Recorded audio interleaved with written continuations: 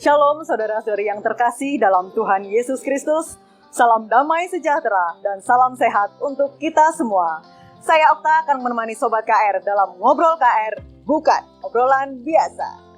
Di kesempatan yang berbahagia ini, Ngobrol KR akan hadir mengisi minggu-minggu kalian secara spesial untuk mengisi hari ulang tahun Paroki Kristus Raja. Dan di masa yang spesial ini, Ngobrol KR akan hadir untuk menambah wawasan dalam mengenal paroki, wilayah, dan lingkungan tempat kita berada. Oleh karena itu, pada episode Ngobrol KR spesial hari ulang tahun kali ini, saya telah mengajak Ketua Wilayah Santo Nikolaus yang akan kita ulik ceritanya. Area mana saja yang termasuk ke dalam wilayah Santo Nikolaus, kegiatan apa yang ada di dalamnya, khususnya di masa pandemi saat ini, hingga kisah inspiratif dalam pelayanan sebagai Ketua Wilayah. Yuk kita simak bersama ceritanya. Halo Pak Heri, apa kabar Pak? Kabar baik. Baik, terima kasih Bapak atas kehadirannya untuk episode kita yang pertama kali ini. Saya nama lengkap Vincentius Heri Budi Santoso, biasa dipanggil dengan Pak Heri yang nama familiar di Kristus Raja. Dan saat ini saya menjabat sebagai Ketua Wilayah Santo Nikolaus. Baik Bapak, tentunya ini untuk mengawali pengenalan kita akan wilayah Santo Nikolaus. Mungkin Pak Heri boleh memberikan informasi tentang sekilas wilayah Santo Nikolaus dan tentunya jumlah umat yang berada di wilayah Santo Nikolaus. Awal perjalanan dari terbentuknya wilayah Santo Nikolaus dulu itu adalah gabung dengan wilayah Franciscus Xaverius. Baik Pak. Nah, pada saat dilihat bahwa wilayah-wilayah yang ada saat itu sudah terlalu banyak umatnya, satu lingkungan sampai ada 60-80 kakak, maka Paroki Kristus Raja mengembangkan wilayah-wilayah untuk dipecah-pecah.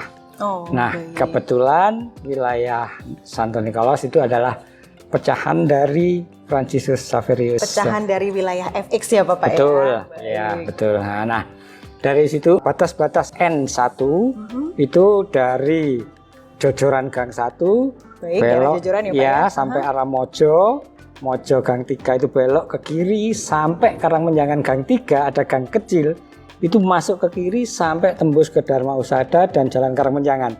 Sebelah kanan gang itu adalah masuk wilayah FX4. Jadi batasannya hanya terbatas oleh gang itu kecil. Tadi ya Pak? Betul, ya? kadang-kadang itu menjadi perebutan.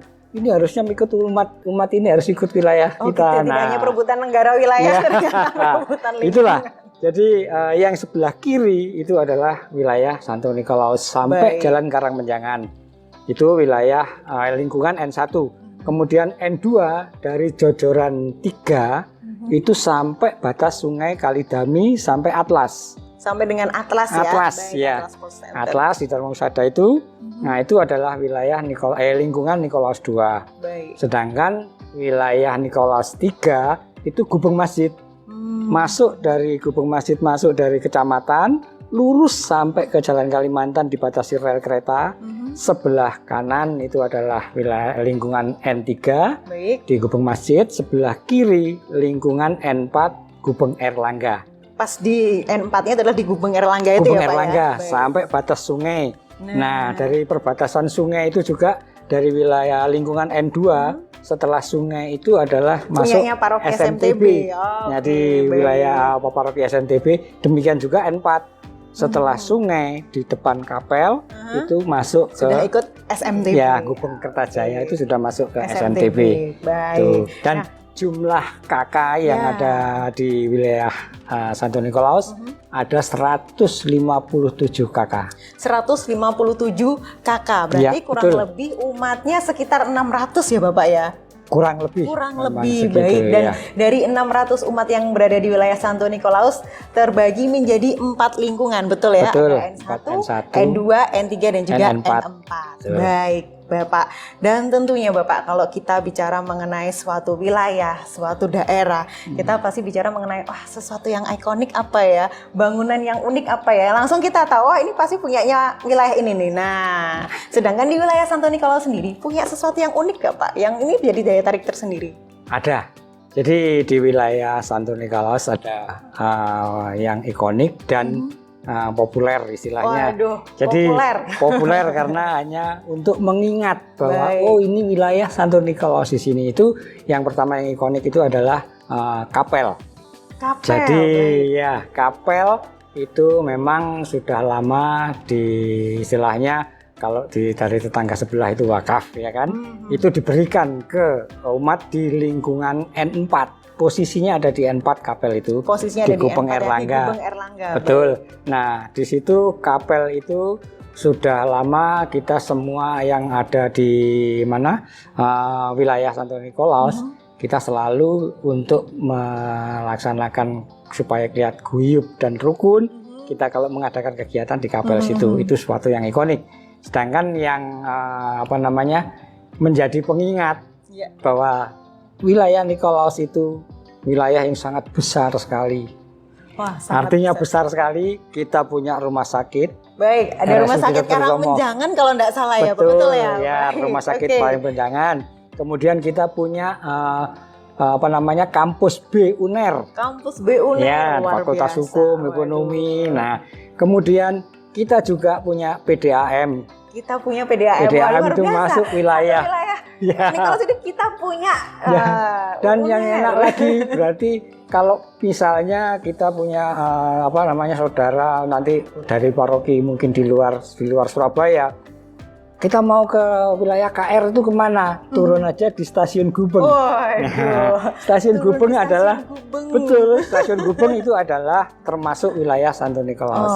Masih jadi, daerahnya Santo Nikolaus. Jadi semuanya mudah diingat kalau kelihatan Stasiun Gubeng, kelihatan rumah sakit ataupun kelihatan kampus UNER, itu adalah wilayahnya Santo Nikolaus. Menariknya apa adalah bahwasanya ini mungkin salah satu atau mungkin beberapa wilayah yang punya kapel di Paroki Kristus Raja. Luar biasa sekali Bapak, dan bangunannya sendiri pun ya itu sudah menjadi berkat buat lingkungan di sekitar, khususnya yang ada di UNER atau mungkin di rumah sakit. Nah, ini yang menarik adalah tadi disampaikan Pak Heri bahwasanya kalau ingat Rumah Sakit Dr. Sutomo, kemudian lihat UNER, kemudian Stasiun Gubeng, itu pasti ingat yang namanya wilayah Santo Nikolaus. Nah, tentunya di sana banyak mahasiswa yang ngekos, karyawan yang ngontrak di sana mungkin atau tinggal di sekitar situ, yang ternyata mungkin mereka adalah saudara seiman. Ya, kalau misalnya mereka join dengan kegiatan Santo Wilayah Nikolaus, gimana Pak? Waduh, itu sangat berarti bagi kami. Wah, sangat berarti. Nambah umat ya Pak? Betul. Jadi kita akan merasakan suatu kebahagiaan jika kita mengadakan suatu kegiatan doa, baik itu rosario atau doa lingkungan. Itu kalau ditambahin yang datang dengan orang-orang istilahnya yang temporary tinggal di situ, itu juga merasakan suatu katakanlah kebanggaan bagi kita bahwa setiap ada kegiatan yang datang itu pasti banyak. Itu menjadi harapan kita. Memang di sana ada dokter yang tinggal. Jangan membayangkan bahwa di rumah sakit, saya katakan di rumah sakit itu termasuk wilayah lingkungan N3. Karena di rumah sakitnya sendiri di dalam rumah sakit Dr. Sutomo ada mes di dalam. Dan itu kita punya satu umat dokter di situ. Satu umat dokter. Iya, tinggal di situ. Ternyata di dalam rumah sakit ada mes dan ternyata punyanya N3. Kemudian juga ada di kampus. Di dalamnya kampus. Di dalam kampusnya itu kan ada perumahan dosen. Oh iya betul Erlangga. Pak, Rumdos ya. Itu ada juga umat kita dari masuk wilayah, masuk lingkungan Nikolaus I. Waduh, luar biasa. Baik, Sobat Ngobrol KL, ini tentunya yang kami informasikan di awal bahwasanya Ngobrol KR ini benar-benar sangat memberikan informasi yang bermanfaat ya. Sudah edukatif, informatif, dan sangat menginspirasi. Tadi juga diinformasikan buat warga atau umat yang berada di lingkungan selain wilayah Paroki Kristus Raja, kalau memang bekerja atau mungkin tinggal sementara ngontrak, ngekos, boleh join ya dengan kegiatan di wilayah Santo Nikolaus. Nah, kalau tadi kita bicara mengenai ayo dong ikut join ke wilayah Santo Nikolaus kalau ada kegiatan, kira-kira Pak, kegiatan yang menarik yang sering Bapak adakan dan juga bersama wilayah Santo Nikolaus apa aja sih Pak? Jadi tentunya di masa pada saat normal biasanya ya Pak ya. Punya kur akhirnya di wilayah Nikolaus. Jadi khusus ya, kur wilayah Santo Nikolaus. Betul. Terus kemudian kegiatan biak rekat. Kita punya kakak-kakak pembina sehingga kita selalu mengadakan kegiatan-kegiatan untuk biak rekat sehingga sering tampil. Sehingga pada saat ada berhubungan dengan JW Marriott, Iya. Pak, anak-anakmu nek menari ya opo. Nah, sehingga pada saat itu kita tiap tahun di JW Marriott setiap ada candle night, itu pasti yang datang ke sana itu dari Santo Nikolaus. Wah, luar biasa. Untuk biak-biaknya itu mereka menari, menyanyi, kemudian sendera tari semuanya sampai berjalan beberapa tahun. Baik, dan menariknya lagi dibawa ke sini loh. Ini ya. Ini pada saat perayaan Paskah kalau nggak salah. Pada saat perayaan Paskah. Ya. Kemudian ini Sanggar Tari Sokatoja, itu dari wilayah Sanggar Tari Sokatoja. Kebanyakan itu tari-tari daerah. Aduh, yang diawali dari timur. Baik. Itu bahasa mungkin dari daerah timur. Dan pada foto ini adalah saat perayaan 17 Agustus di kantor saya. Kebetulan dari panitianya butuh inovasi, butuh itu saya usul. Tiap tahun kok cuma gerak jalan sehat, sama dangdut. Yeah. Ini sekarang saya punya grup tari yang bisa ditampilkan. Ternyata dari segi kesenian seperti tari ini pun juga bisa menjadi daya tarik tersendiri ya. Di mana suatu wilayah itu bisa berkembang, terlibat aktif, bahkan luar biasanya dari mulai usia dini, dari biak sampai ke yang usia dewasa, bahkan mungkin lansia ya Pak ya. Masih ada kegiatan yang terus aktif ya Pak ya. Ada kegiatan, malah ikut kur itu banyak sekali. Saya baru ingat juga bahwa memang KKWU di mana wilayah Nikolaus itu sudah mulai berjalan, dan banyak sekali dari lingkungan-lingkungan yang membuat suatu makanan dan kegiatan itu dilaksanakan di kapel.